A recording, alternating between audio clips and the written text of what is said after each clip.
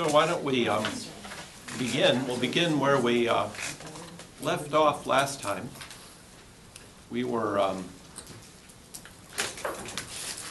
talking about the plight of the brothers as they go into Egypt to purchase grain from Joseph. And we saw this extraordinary scene in which Joseph, at least initially, looks like he's going to take vengeance on his brothers, but then pulls back, does not do this. We see the brothers begin to acknowledge their own wrongdoing as perhaps being the cause for why they're in the plight they are in Egypt. So they're speaking words that are more true than they even know. And then Joseph engages in what must at least appear to be a curious stratagem. He says that the brothers can return to the land of Canaan, but he's going to hold back Simeon, keep him in prison in Egypt as a guarantee that they will come back the next time with Benjamin. And I mentioned that this is going to be a very significant incident because part of what's in the back of Joseph's mind, we can only infer this from what we learn at the end of the story, but he must be thinking it already here, is he wants to test his brothers, to put them in the position that they were in back in chapter 37, and see if they've transformed. We've already noticed our first session on Joseph, how Joseph himself undergoes an extraordinary transformation over the course of this story. So now today we're going to end our study of Joseph with the transformation of their brothers. I mentioned last time that I think a nice analogy to what we see in this situation is the movie Groundhog's Day, where Bill Murray wakes up every day to the very same set of situations and has to navigate his life in light of that. We're going to see here when we get to chapter 44, where we'll end today, that the brothers are in many respects back to where they were in chapter 37. And we're going to notice an extraordinary transformation on their part. Maybe just a couple of things I should say here before we actually look at the text itself, and that has to do with a few geographical details and, of course, the names of the brothers. It's very important to keep the genealogy straight as we read this story. We looked at the brothers last time. I put them up in terms of their birth order with respect to their mothers. This time I just listed them in order of the 12. Joseph is number 11 and Benjamin is number 12. The significant thing here that unfortunately my list does not reveal is that they are the only two sons of Rachel, who is the beloved wife of Jacob. So by virtue of being the descendants of Rachel, and because Rachel is the preferred wife of Jacob, they are the preferred sons of Jacob. And the importance of Benjamin here, he's structurally important. As a character, there's really nothing we can say about Benjamin. He doesn't get developed in any other way than simply as a kind of stand-in for Joseph, because according to the best knowledge of Jacob, and indeed the rest of the brothers, Joseph is, by the time we get to the chapters we're in now, is dead. And so Benjamin is a very important structural figure in the story. He doesn't have to say anything. He doesn't have to do anything. He just has to be there because he is now the figure that Jacob loves dearly. And that will be important because how the brothers then are going to interact vis-a-vis Benjamin is going to be the way in which Joseph is going to be able to determine whether in fact the brothers have changed. And I also mentioned at the very beginning of our study that sometimes lost on modern readers, but it's very important to bear in mind that all the figures in this story denote tribes within the people of Israel. So when we read about the characters of Reuben, Simeon, Levi, Judah, so on and so forth, they are individual characters to be sure in our story, but for the Israelite people who created these stories, they're also corporate figures that represent the tribal entities to which these characters give their names. And that in mind, it's not at all, should not be a surprise to the reader that the most important characters in the story are going to be Judah, Benjamin, and Joseph, and those are the most important tribes politically, geopolitically, within the biblical polity Israel. So you can see here, Judah is an enormous tribe to the south that would have contained the capital city, Jerusalem. But Jerusalem was wisely chosen by King David because, like Washington, D.C., it kind of sits astride the northern kingdom and the southern kingdom, and so is a kind of mediating geographical location. Benjamin is a very small tribe, but the major tribes of Manasseh and Ephraim, which really occupy the best agricultural land in the land of Israel, they, of course, are the sons of Joseph. So there is no Joseph tribe per se. There is rather the tribes that are represented by his two sons. So Joseph is different than all of his siblings in not having a piece of land that is attached to his name. Why did that happen? Oh, I'm getting to that. I was actually going to ask you why that might happen. I never figured that out. Okay, so, well, here's the deal. Maybe as a hint. I'm not trying to make you go ahead of yourself. No, that's all right. That's all right. No, as I said before, I like questions, so, or disagreements, or hostile questions, or what have you. You know, I've been around, a long time. There's nothing I haven't heard in the classroom, so don't be afraid. So we have 12 individuals, 12 sons of Jacob, and we have 12 tribes in the land of Israel. One of these tribes here does not have land. Does anyone know which it is? Levi. Why? The priests. And the priests don't own land. That's right.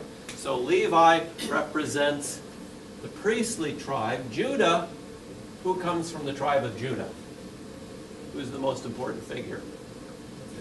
David, right. That's going to be important.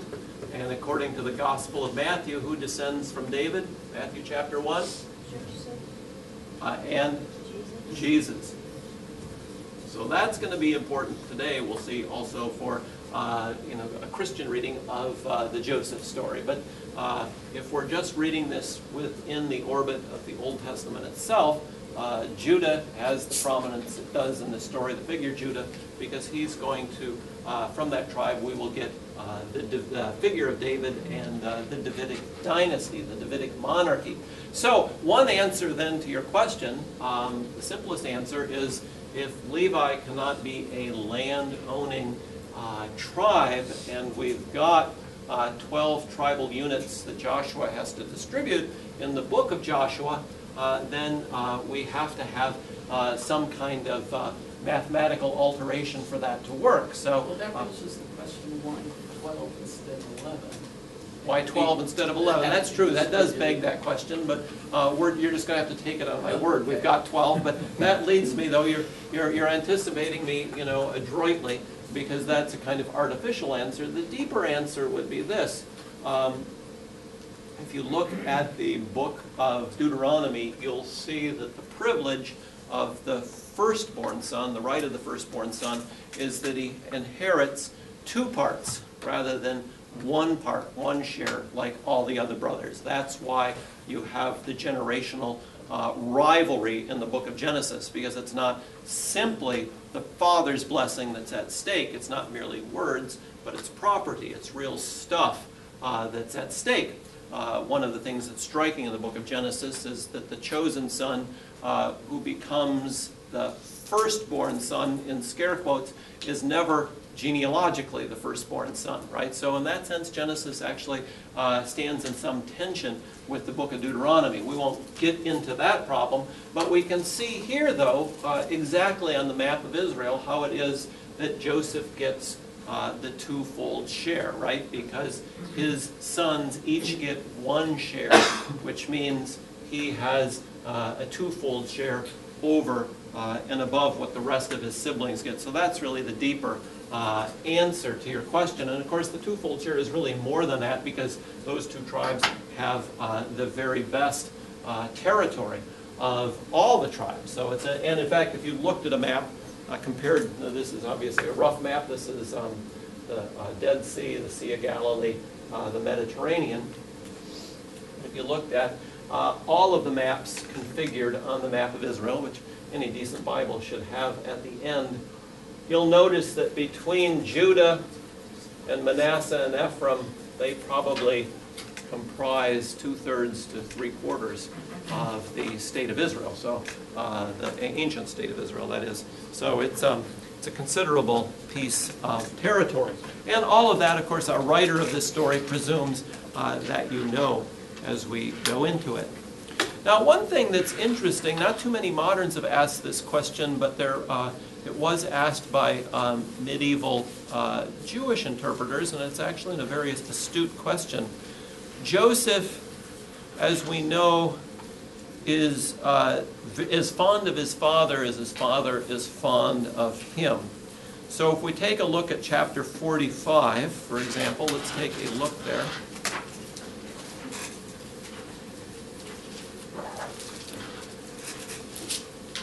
There's a number of kind of crying scenes in the Joseph story that one could attend to. They actually build in force, like a crescendo, to use a musical analogy. And this is the most extraordinary of all of them. We saw actually last time, the first one, when the brothers began to express their remorse over what they had done to Joseph. Joseph has to leave the room because he begins to tear up. There's another tear scene, but this is the most extraordinary of them, when Joseph, at the conclusion of Judah's speech, we're going to get to eventually, one of the most extraordinary speeches in the entire Bible, it says here that Joseph could no longer control himself before his attendants. He tells them to withdraw. Verse 2, his sobs are so loud that the Egyptians themselves could hear. And then the first word to his brothers is self-identification. I am Joseph, but then, is my father well? The very first question. And it's that love for the father. What's striking here, let's just take a look at actually as the scene unfolds, because this is in a sense as well a kind of analogy to Groundhog's Day. So the brothers are dumbfounded, quite understandably. They have not seen Joseph for some 20 years, have presumed he's long since died. So Joseph introduces himself again in verse 4, I am your brother Joseph, he whom you sold into Egypt. But then he says, now do not be distressed or reproach yourselves because you sold me. It was to save life that God sent me ahead of you. We looked at this before, very striking, that he identifies the larger providential arc across this story, not defined by what the brothers intended, but rather what God brought out of this. Verse 7, God sent me ahead of you to ensure your survival on earth and to save your lives in an extraordinary deliverance. This is one of the reasons, certainly, why Christians have always identified Joseph as a Christ-like figure. I mentioned in medieval art, you'll see the depiction of Joseph's being dropped into the well side by side with the laying out of Christ's body on the bier, because both of these actions occasioned by human sin are also the occasion ultimately for an extraordinary redemptive experience. So it's by virtue of the brothers dropping Joseph into a pit that Joseph gets into Egypt and eventually saves the brothers and the Egyptians and the whole world. It's always seen as an analogy to Christ's crucifixion as well, the curious way in which God brings out deliverance. So that's not immediately our point, though. Our point here is this confession of Joseph of what God has done in spite of his brother's intentions. And if we turn to chapter 50, this is what we looked at our first time, spent a lot of time on it, in fact. Here we see the brothers quite worried as to what Joseph is going to do, which is striking in some respects because Joseph not only indicates his benign attitude towards his brothers here in 45. But after, several chapters, many years, presumably Joseph has acted in a very benign and merciful fashion towards his brothers. So why are the brothers all up in arms now that the father dies? So we read in verse 18, the brothers flung themselves before Joseph, again fulfilling the promise from the dream of chapter 37. Joseph has no interest in that kind of adoration of his person, and repeats in verse 20 and 21 really what we saw in chapter 45. You didn't send me down here. God sent me down here. God sent me down here to sustain you and your children. So then the question becomes, so that's really, if we use the analogy of Groundhog's Day, perhaps I'm over pushing the analogy here, but that's really Joseph simply repeating himself from what we saw in chapter 45. Why is that? Why isn't chapter 45 sufficient? Well, anyone I think who knows human nature knows that there are, of course, tears and real tears. There's crocodile tears. There's real change and not change. One of the things, certainly a tragic thing about domestic abuse that we've learned over the last few years is one of the reasons people return to domestic abusers is domestic abusers frequently do feel remorse over what they do. They do cry. They say they're going to change. The sad thing, of course, is that they don't change. But it's not, there is a rationality to people who return to abusive relationships. Not always, but there is on occasion. People cry but don't change. Tears aren't always an indication of where someone is, and that's clearly what the brothers presume. The question is, why do they presume that? And they presume that in part because, as I've mentioned several times, what they attempted to do to Joseph was extraordinary, right? They tried to kill him. They thought they killed him. So that's not easy to get over, right? There are some things we can get over and other things that are, tough to get over.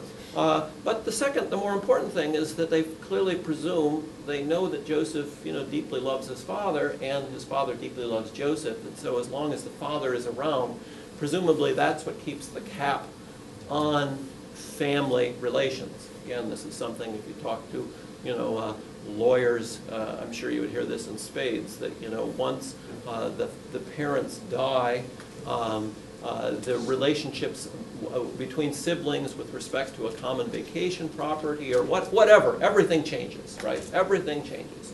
It's basic to human nature.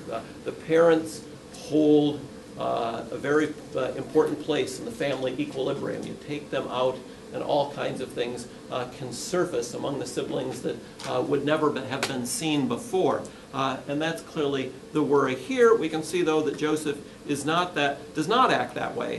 It's not only his human father that's kept things in perspective, but what's really, I think, profound about chapter 50 is it's Joseph's divine father, his realization that God is really in charge of all of this. So it's this transcendent vertical realm that's so important at the end of the story. But the point I want to turn to, if we go back to the scene in 42, is what all of this shows us is how important the relationship of Joseph to his father is, right? That's this long aside here was simply to underscore that Joseph deeply, deeply loves his father. So that is the occasion then for this question that several medieval Jewish exegetes asked, and that was, why didn't Joseph, as soon as he rises to a position of prominence in Egypt and has Pharaoh's favor, why doesn't he get on his cell phone and speed dial daddy, right? What's the first thing people did when they got out of the World Trade Center on 9/11? They got immediately on their phones, right, to call their family. That's like basic to human nature. So why doesn't Joseph, obviously, is not going to use a cell phone, but he presumably he's second in command in all of Egypt. He can send a chariot, right? He can send messengers. He can tell his father he's fine. So why might you think he doesn't do that? This is what an ingenious answer. But the whole story, of course, is, in some senses, from 37 to 50, is about the fracture in the family and its repair. So that's the only hint I'll give you. Why do you think Joseph, if we presume the best of him here in chapters 41 and 42, does not immediately contact his father.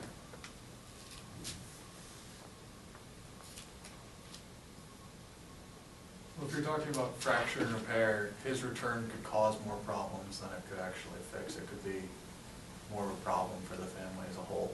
How is that? I mean, his brothers might have to start explaining how everything went down. It might strain relations with the father. That's exactly the answer that all the medieval Jewish exegetes gave. If he reveals himself now without the brothers being able to display any sense of transformation, that's the end. The family, the rift in the family now is irreparable. Irreparable. Which is an extraordinary thing to ponder. So we can see Joseph then is a very believable human being. We can see him acting in a petty fashion at the beginning of 42 in this kind of measure for measure punishment that he visits upon his siblings. But the fact that he hasn't made any attempt to communicate with his father in the interim indicates that Joseph's ultimate aim is for the reconciliation of the family and not simply witnessing petty vindication on his brothers. So that's where things are going. We noticed in chapter 42 that the brothers return with their empty sacks, which of course provided great pain for Jacob, for fear that perhaps the brothers actually had sold Simeon into slavery, and that perhaps the innocence of this astounding occurrence wasn't as innocent as it appeared. That's an important detail to bring into the beginning of 43. If I had another session, we would talk about Jacob. We won't be able to do that. But chapter 43 is actually quite extraordinary, because here Jacob has to make the very painful decision to release his last son, Benjamin, to his brothers. And on the basis of what we just learned at the end of 42, Jacob is undergoing an extraordinary risk in doing such, because he hasn't had good luck when his brothers go off on a mission. They always come back one short.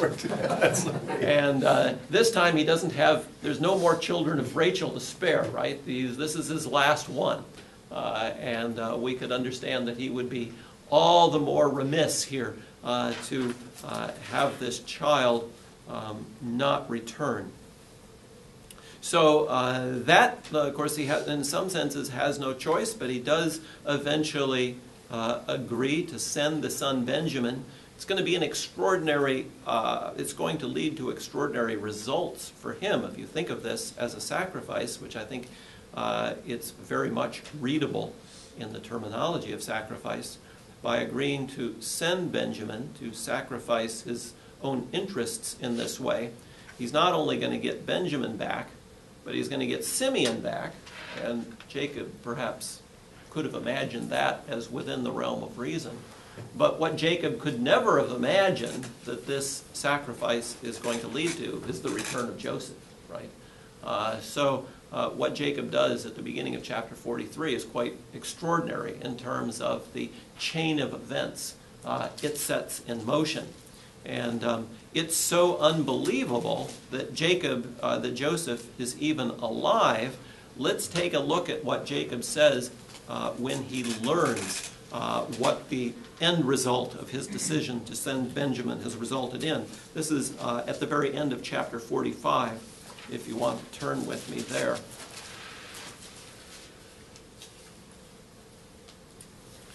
So it says here, they went up. Here's Joseph now has sent his brothers back to retrieve Jacob and bring him into the land of Canaan. They went up from Egypt and came to their father Jacob in the land of Canaan, and they told him, Joseph is still alive. That's, on the realm of completely implausible. Yes, he's ruler over the whole land of Egypt. I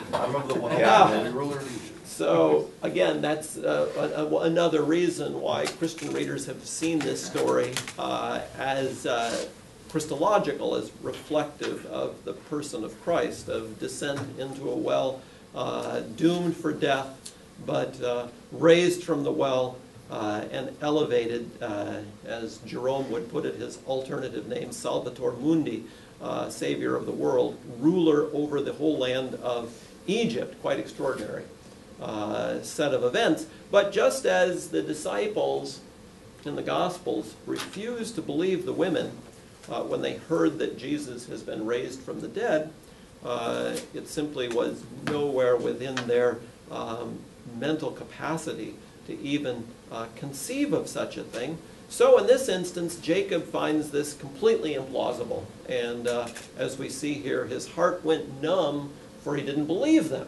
right? I mean, it's extraordinary what has transpired. But then we see in verse 27, but when they recounted all that Joseph had said to them, and when he saw the wagons that Joseph had sent to transport him, the spirit of their father Jacob revived.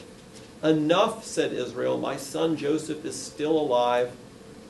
We could perhaps translate it alive again. I must go and see him before I die.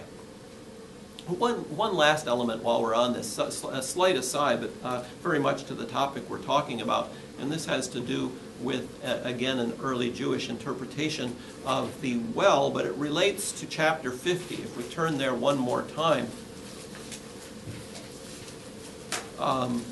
we'll see here that Joseph and his brothers have come back to the land of Canaan and buried their father in Hebron in Mamre, the family burial plot. And it's only after the father has been interred that then this scene of the brothers' worry is recounted in verse 15. So what the rabbis asked, they were very close readers, sometimes too close, but they wondered, why was it precisely at this moment that the brothers had such a fear? Why didn't they have a fear already in the land of Egypt before they journeyed to the land of Israel, right? As soon as the father's dead, they would have had occasion for fearing. So why is it precisely at this moment? Of course, the biblical text doesn't tell us, but what you'll frequently find in rabbinic interpretation is that they'll tell you what happens in between verses. So in between verses 14 and 15, they say that Joseph went to the well to observe the well after they buried his father. So that's a brilliant, introduction. So of course the brothers see him go visit the well, and what do you think they think? It's time to enact. Yeah, Next. It's payback time, right? It's like Clint Eastwood. He's gonna mow down his Avengers. But what the rabbis say, so it's ingenious, but ingenious at two levels, because it provides this fantastic motivation for why the brothers now start to shake in their shoes. But the rabbis say is that no, he didn't go there to contemplate that. He went to, in Jewish tradition, wherever a miracle takes place, you're supposed to pronounce a blessing. So he went to the well to pronounce a blessing for God, who used the well to redeem his family and the world. If you wanted to see a correlate of that, certainly on the Christian side of the fence, you would see the veneration of the nails, all of the things that go into the Passion, right? Not because Christians are interested in suffering per se, but it was through the nails that Christ redeems the world, and so Joseph, it's altogether fitting that he would pronounce a blessing over the well. Not that he enjoyed being dropped into the well, but he realized that it was through being dropped into the well that this whole set of circumstances began that led to the intentions God had for the larger arc of the story. So it's it frequently happens in Jewish tradition. It's the interpretation is wrong in terms of what it immediately introduces into the story, but it's right, I think, at the level of how it understands the larger narrative plot from 37 to 50. Yes? At least in this translation, when they throw Joseph, it's translated as into a pit, not a well. Yeah, it's the same word in Hebrew, bor, B-O-R. Okay. Pit, well, and prison. The word can have all three meanings. So a bomb shelter in modern Hebrew is a bor bitachon, a security well or security, place, whatever. It's all the same word. Okay, so let's go back to chapter 44 and actually look at the incident just before, at the very end of chapter 43, and this is important for my Groundhog's Day allusion. We can see here that Joseph, well, here we have the crying scene again. If you look at verses 29, 30, and 31, we won't read that. But they serve the meal, and what Joseph has arranged it, that the brothers have been seated in birth order, which of course astonishes them. But Joseph has done that because of what is arranged in verse 34. Portions were served them from the table, but Benjamin's portion was several times that of anyone else.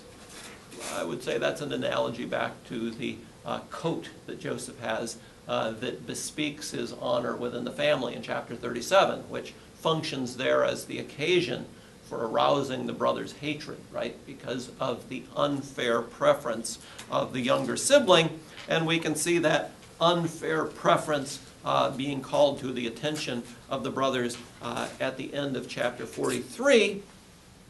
And that leads then to chapter 44, the denouement of our escapade today. Well, let me is there any questions or comments on anything I've said so far before we jump ahead? The last thing you just said, it seems counterintuitive. I mean, Joseph has learned so much over the course of the story, and here he is playing favorites at the end. Like, you'd think that would have gotten to that's a great question. That's a great question. But the story doesn't resolve the way we might expect. In other words, we might expect, being good democratic Americans, that Joseph wakes up and realizes he's not special. He's just like his brothers. But that's not the point. Joseph still is special. And the brothers still are second to Joseph. But the specialness of Joseph is all ordered to his serving the brothers. Right? That's the key point. So the resolution of the story is not that all the brothers become equals. That's definitely not the purpose of the story. The unequal loves of the father towards the brothers remains from beginning to end. The resolution of the story is the brothers figuring out how to live with the unequal distribution of affection within the family. So that's the key piece. That's a very good question. So it does not end on an egalitarian note, but the problem in the story is that at the beginning of the story, the preference for Joseph is read as the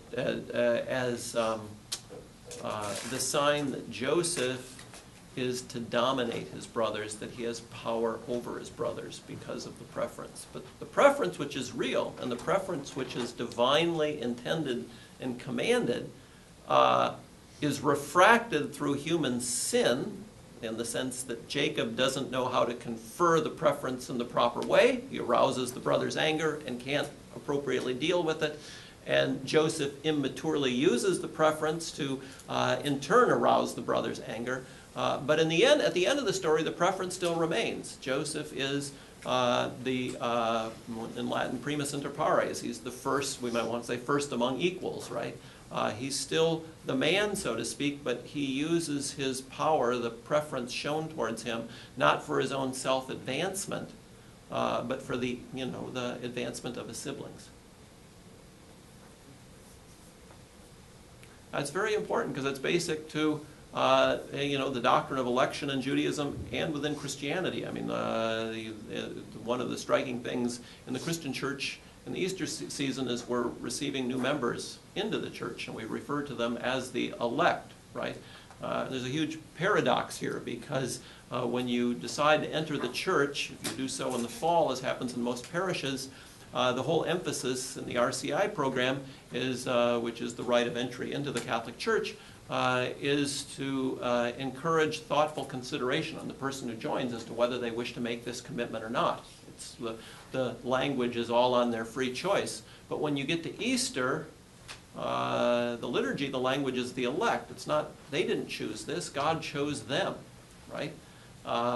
And the two don't cancel one another out. But the emphasis is on God's choice, and you're simply confirming a choice made prior to your choice. So then the question, and this is a perennial question for the Christian to think about, or for the Jew to think about, if the Jew believes that they are the elected people of God. Well, what about the persons God doesn't choose? I joined the Catholic Church at Easter. My neighbor doesn't join the Catholic Church at Easter. So what are you supposed to say? God chose me. You're supposed to say that. God chose me. God doesn't choose him. I'm better than him. That's what the Joseph story is all about. The choosing of you is not about your benefit. The choosing of you to become a part of the Catholic Church is your utilization of that dignity and honor to serve others. That's its application. So I can remember teaching a foundations class the first semester I was here. We got to the choosing of Abraham in chapter 12. I had a student ask, well, what's at stake here? He said, well, this is all about, how Abraham is going to get to heaven. Well, there are a number of errors there that I won't go into.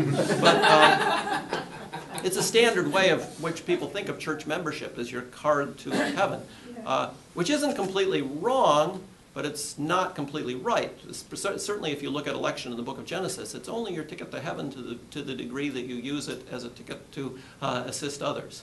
Right? You only get into heaven in terms of the election mandate in the book of Genesis to the degree you use your privilege to assist others. It's not about you. It's not your ticket, your privilege. That's what Joseph thinks in chapter 37. That's the profoundest element of the story.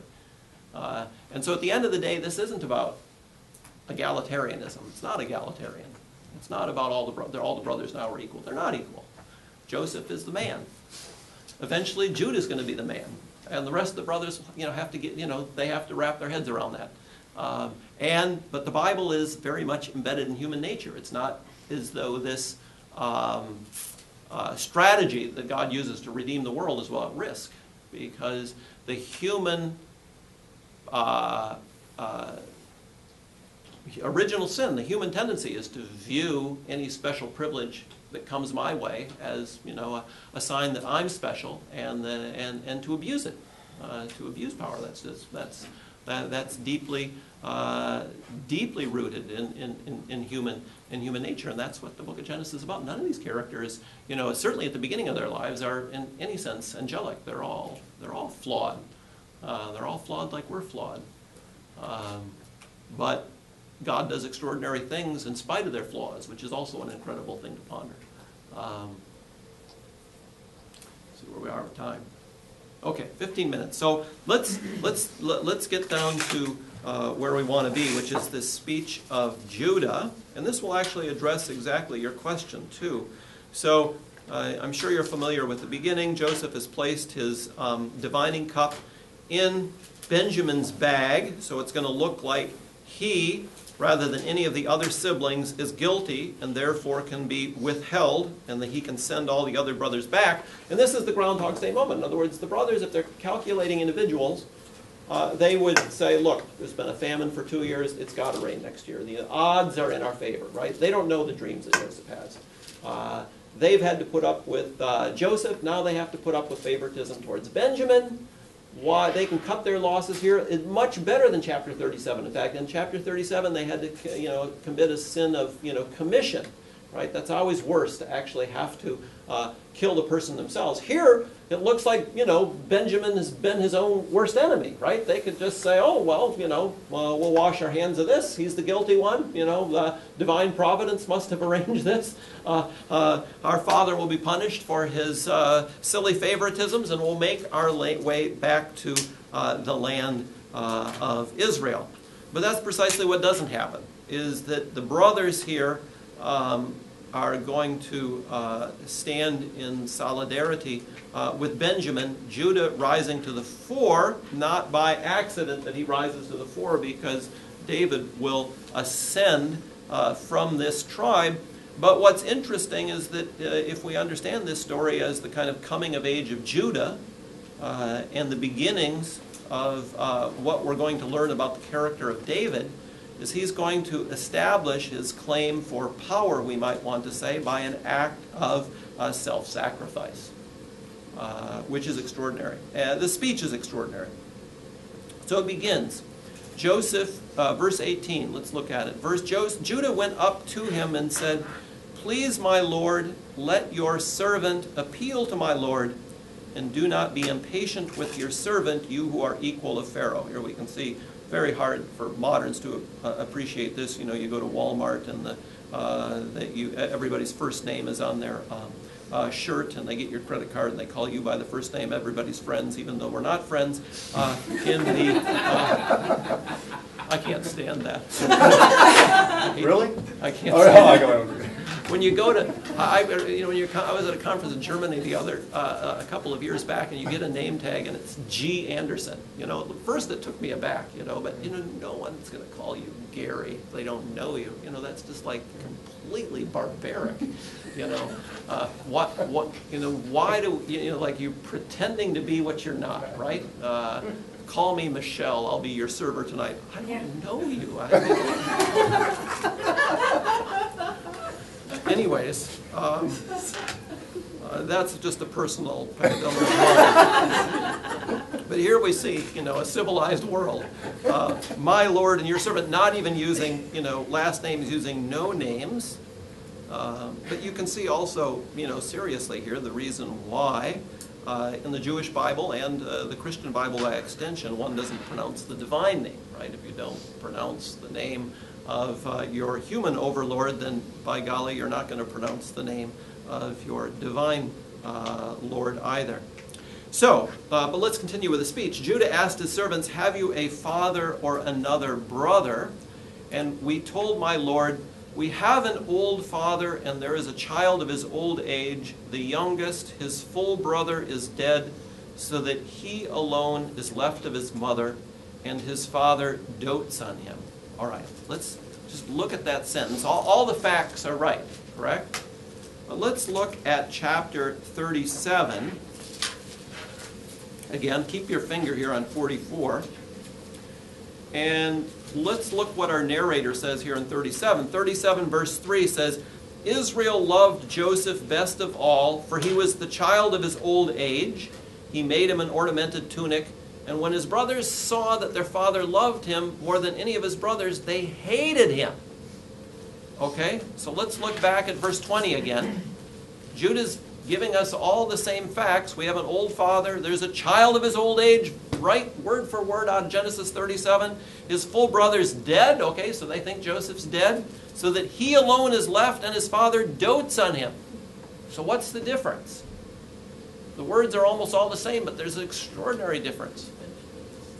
I'm sorry? It's Benjamin's son. It's Benjamin. That's one difference, right? He's not his favorite. He dotes on him, so it's kind of a second best. I think the terminology is just as strong. Okay. They don't hate him.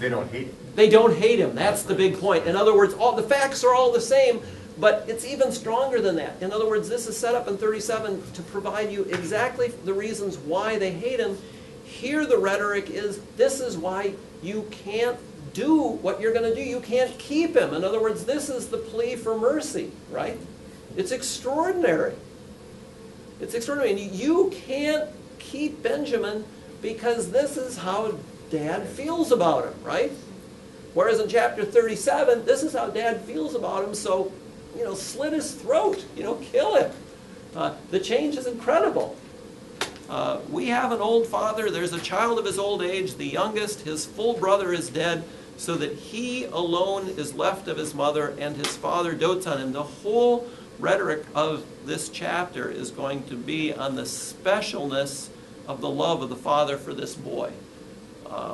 And the reason why this becomes the point around which this whole argument is going to turn is that Judah realizes, you know, I mean, he doesn't have much going in his favor in terms of making a case before Pharaoh, Pharaoh's assistant here. The only thing he has in his favor is the fact that earlier in the story, this vizier, Joseph, inquired about Benjamin's father. So that's what he's building on. It's a thin reed, right? But it's his only chance. But it's extraordinary at two levels to us, the reader, and to the narrator, because think of the impact this is going to have on Joseph as he listens to this, right? Because it's only going to quicken, of course, his love for his father, because if this is the way, you know, he feels about Benjamin, obviously, it's how he feels about Joseph, right? But also Joseph can see through this speech the complete transformation of the siblings, right? All the things that were occasions for hatred in 37 now are the occasion for Judah, to make this extraordinary self-sacrifice. Again, the point here is it's not egalitarian, right? The whole thing is about the preference of the father for the children of Rachel. But Judah has come to terms with that in the deepest way imaginable. He's not going to allow Benjamin to reside alone in Egypt if there's anything he can do to prevent it. So, continuing with the story, then you said to your servants, bring him down to me, that I may set my eyes on him. And we said to my Lord, the boy cannot leave his father. If he were to leave him, his father would die. The story has these two registers, of course, of what we know, but what the characters think they know. But you said to your servants, unless your youngest brother comes down with you, do not let me see your faces. And when we come back to your servant, my father, we reported my Lord's words to him. In a sense, trying to involve his Egyptian overlord here into some kind of tacit complicity in the terrible strife he's about to cause on this family. Later our father said, go back and procure some food for us. And we answered, we cannot go down. Only if our youngest brother is with us can we go down, for we may not show our faces to the man unless our younger brother is with us. And then your servant, my father, said to us, as you know, my wife bore me 2 sons, as though there's only one wife, right? Only 2 sons. One is gone from me, and I said, alas, he was torn by a beast. Now, of course, Joseph is learning what has been told his father for the first time. Again, we know it, but Joseph hasn't. And I have not seen him since.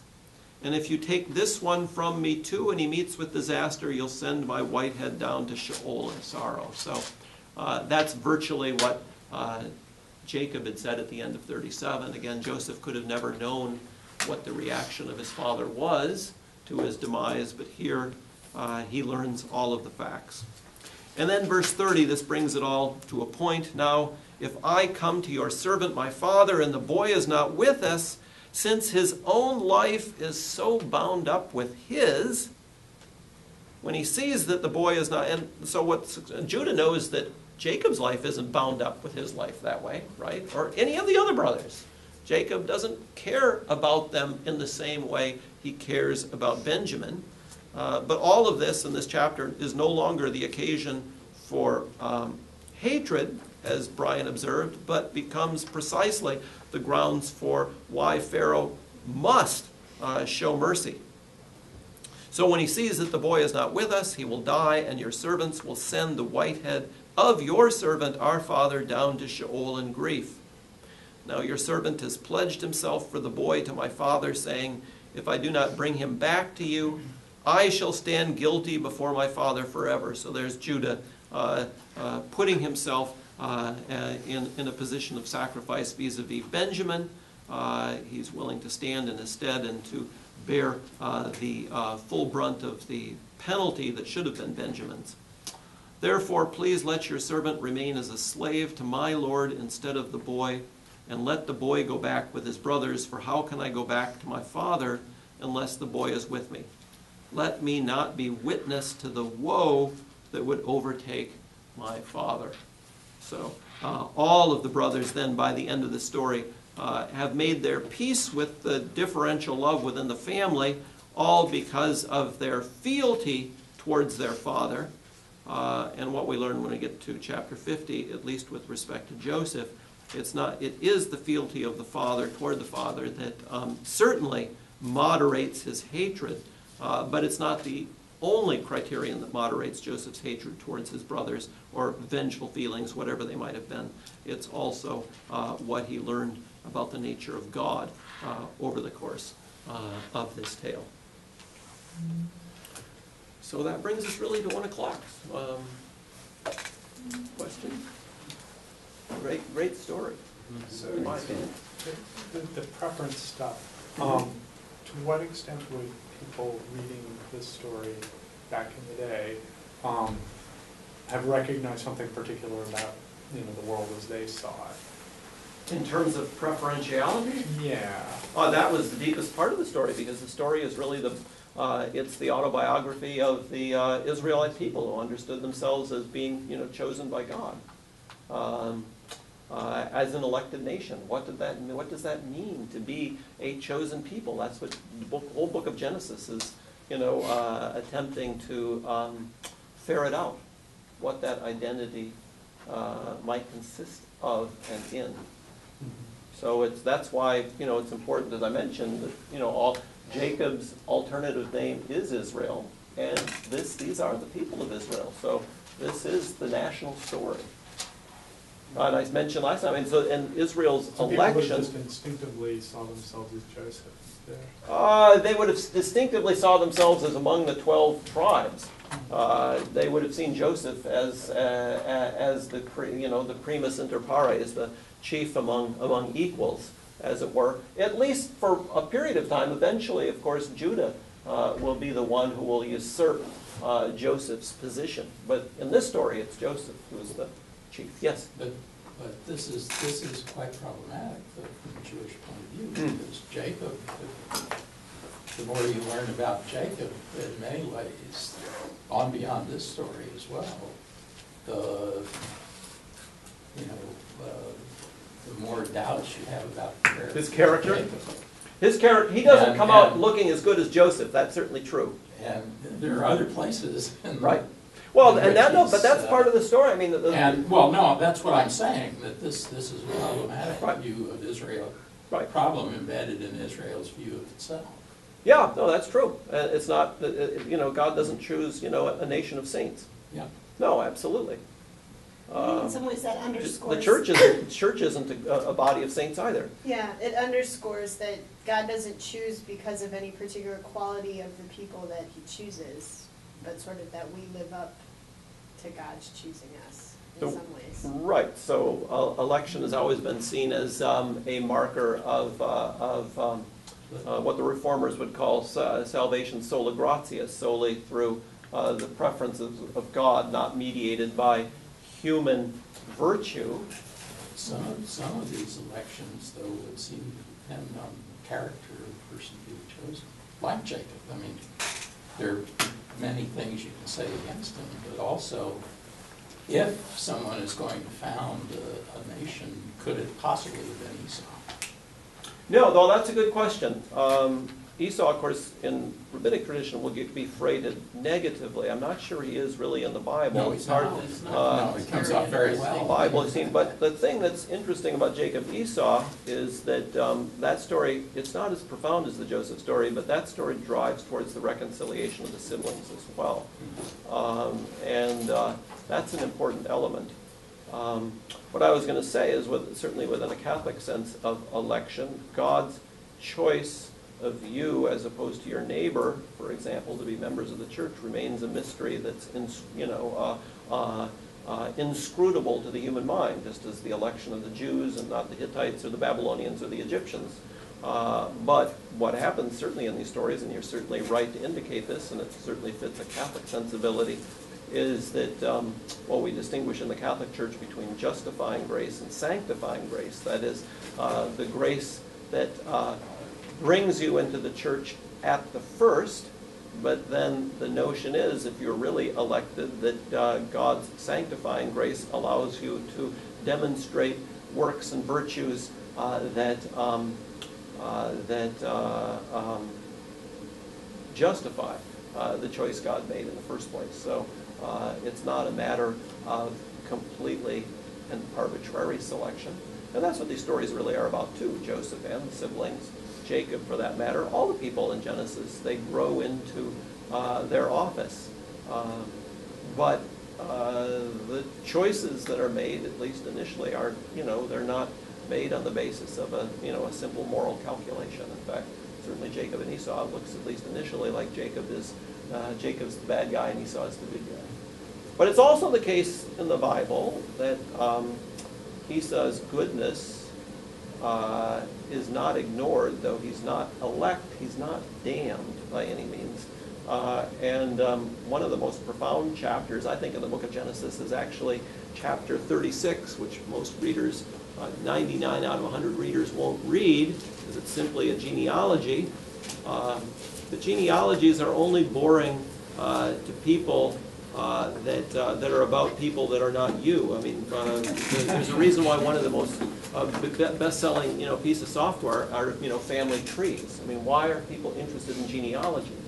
Because I would suggest human beings are a mystery to themselves, right? One way to figure out who you are is to study your family. That is one index. We're peculiar, among the animal kingdom, and always trying to. Dogs don't worry about who they are, but we're always worrying about who we are. Walker Percy, one of my favorite writers, has a great insight into that. He says, why is it when you're shown a family photo, you instantly go to look at yourself? He says, don't you know how you look? Every morning you look yourself in the mirror. Don't you know how you look? But his point, of course, is, yes, we know how we look, but at a deeper level, we don't know who we are. Who are we? Who am I in this photo? That's fundamentally a mystery, and genealogy, of course, is one window into that. Genealogy is very important in the Bible in that respect. And this chapter 36 is an extraordinary genealogy of Esau. I mean, Esau matters. How he matters is left in the mystery of God's hands. In other words, we're not going to follow Esau narratively through the rest of the Bible. But it's not the case that because he wasn't chosen, he doesn't matter. That's the other element I think that's quite profound in Genesis. So election means being chosen to serve others, a lesson that's counterintuitive to human nature. But in the book of Genesis, in any event, not being chosen doesn't mean not mattering in God's eyes. That's also counterintuitive, but that's Genesis. Thank you very much. Thank you.